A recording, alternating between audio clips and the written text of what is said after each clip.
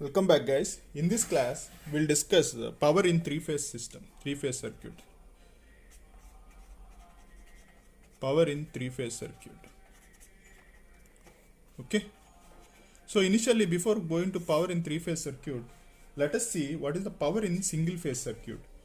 You know that for explaining this power in single-phase circuit, I am taking as voltage source, a single voltage source, and resistance and inductor value R j omega x. So quickly explain this. We'll take Vm sin omega t, and if you take RL load, and the current I'm taking as Im sin omega t with a phase of lagging V. So the instantaneous power, if you find, we'll get P equal to what? Vi. So the voltage we have is Vm sin omega t, and current as Im sin omega t minus 5. So take this Vm Im at one form. So Vm Im sin omega t and sine of omega t minus 5. So I want to make it in the cosine form, that is cos A minus cos B. So I'll divide this Vm Im by root 2 and multiply this to 2 sin omega t and sine omega t minus 5. So we have a formula Vm I will take this divide by 2 and Im by 2. Okay, I'll make this divide. So form in the cosine form, we'll have a cos of omega t minus omega t plus of 5. We'll get cos 5 minus of cos A plus cos B, omega t plus omega t 2 omega t minus 5. Okay. So I'll convert this, what we have Vrms value or Irms value equal to Vm by root 2. Therefore, we'll get this as Vrms and Irms cos 5 minus Vrms Irms cos of 2 omega t minus 5. This is instantaneous power. Okay. So instead of Vrms Irms, I am naming as Vi cos 5. Vi cos 5. So if we make Vi cos 5 means the RMS value, RMS, you know that, minus Vi cos of 2 omega t minus 5. So if you observe carefully, what are the power developed instantaneous power? It is having a constant value and a oscillating value with a double frequency 2 omega t. Okay, so this have a constant value and oscillating value with double frequency 2 omega t. Therefore, the instantaneous value will have a constant value and power oscillating value, which is not feasible in single phase. Okay, if you make, for that reason, for calculating purpose, we'll make average value, we'll consider only Vi cos 5. So average of this oscillating thing will become 0. Okay, but it have oscillations in single phase. That is the problem with single phase. So the average value V average will take as Vi cos 5. If you make average of this means oscillating terms, it is become 0. So the power developed in single phase is Vi cos 5. Okay, so problem occurred in this, I'll explain now only. So for coming to three-phase circuit, for three-phase power, so we have what? Star connection or delta connection.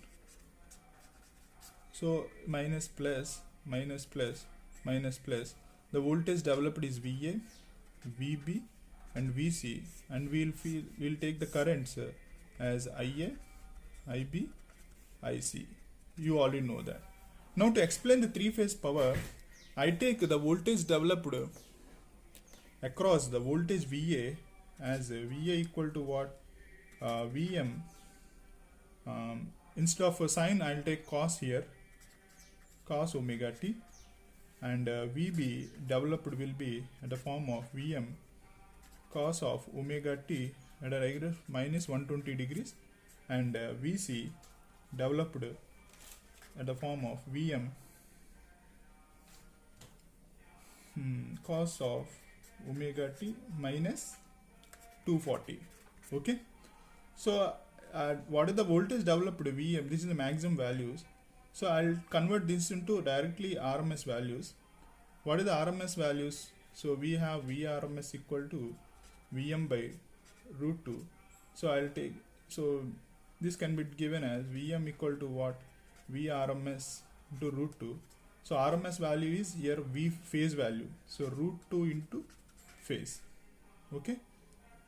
Then so we'll do that. So Vi equal to, so root 2 Vp cos phi and Vb equal to root 2 Vp cos of omega t minus 120 and Vc equal to root 2 Vp cos of omega t minus 240.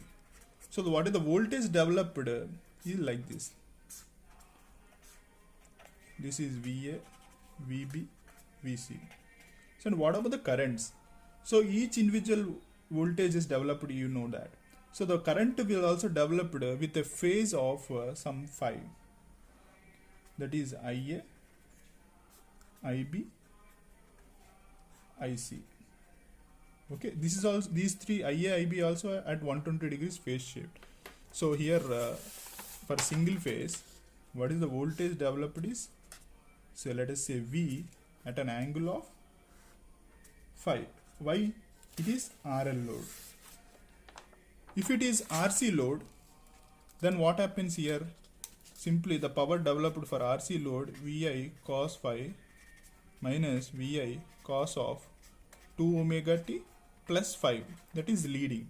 This is for RL load, and for RC load the power developed at leading phase 5. Similarly, if we connect some RL load here, load is RL, I am considering now, then the power, the current which is developed at a lagging only, that is at a phase of 5.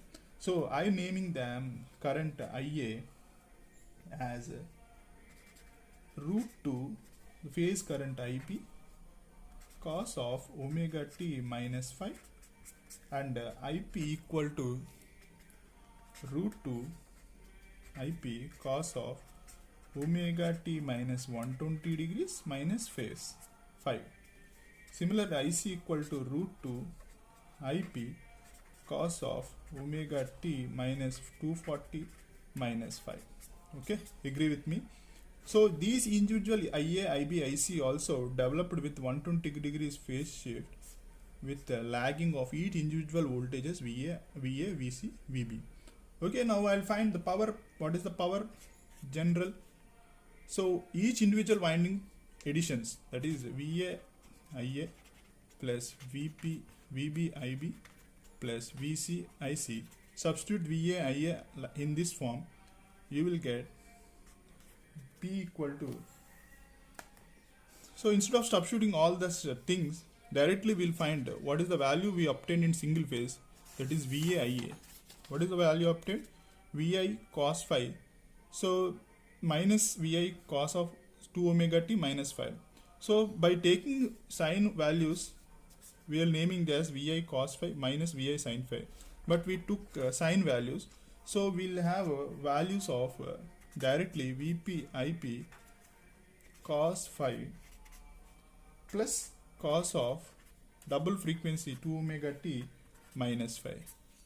Okay, and again for this value we'll have Vp, Ip cos phi plus cos of 2 omega t minus 240 minus 5.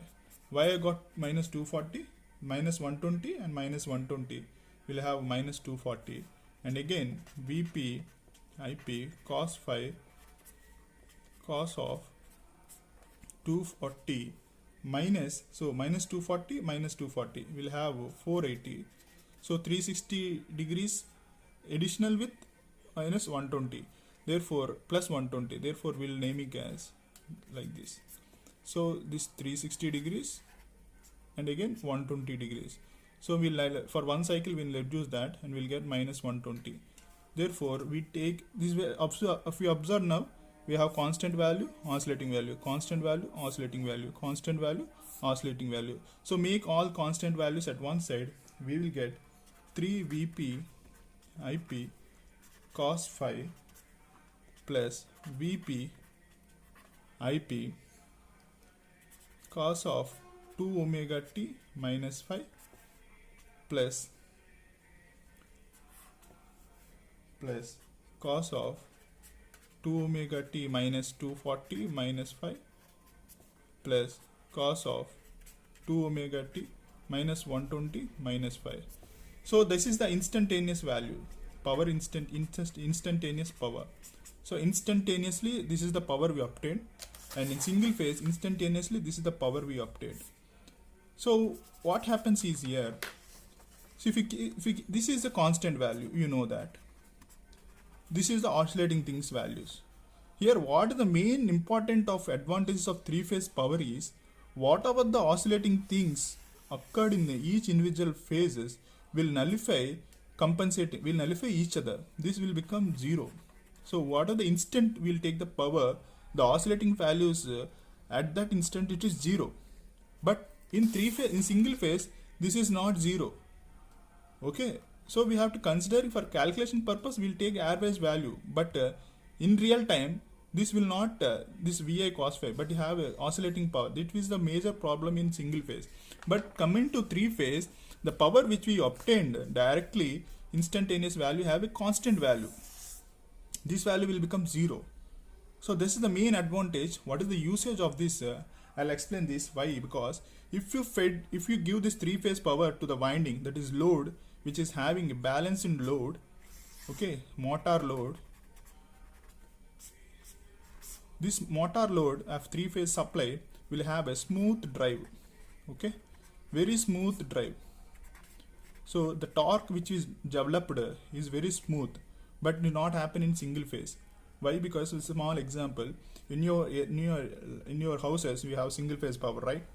So if you switch on the fan, it have a different torque, okay, but to the smoothing that we introduce it in inductor capacitor there. But if you, instead of using without capacitor start motor will say that, okay.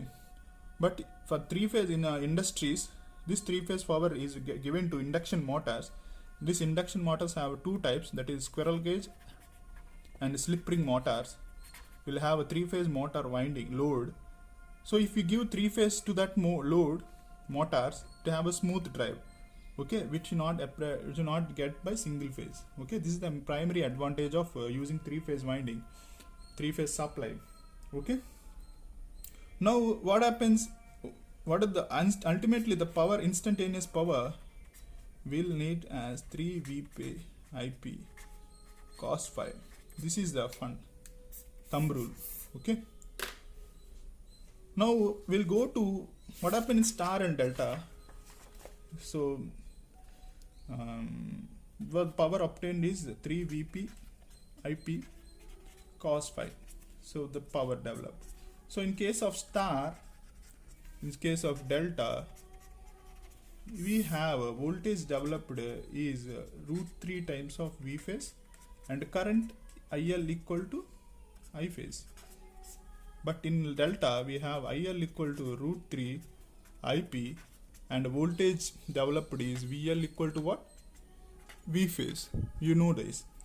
So P equal to what? 3 Vp IP cos phi. Substitute Vp here and IP here, will converting these to load line current and line voltages. Therefore 3 into VL by root 3 IP means IL cos phi. We obtained root 3 VL IL cos phi power. Similarly, P equal to what? Root 3 Vp IP cos phi. 3 into V phase means V line plane. So IP is IL by root 3 cos phi.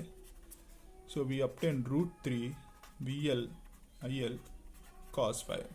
So always in power calculation we use line current and line voltages. Why? Because for star connection and for delta connection we rely on line currents, and this is the line current IA, IB, IC are line currents, IA, IB, IC are line voltage, line currents in delta and star, and what are the voltage developed is line voltage between these two, and between these two, between these two, between these two. So we'll depend on power calculation always the line values only. Okay, always the line values. So that's why because for example, you have a transformer, right? Let us say that you have a transformer. The transformer have a primary winding and secondary winding. Why we use transformer is to step up voltage or step down the voltage. For in case of step up voltage in the generation, so we have the generation here, 3-phase generation power will fed to the transformer to step up and will transmit the power. And we have again another transformer. This is step down transformer,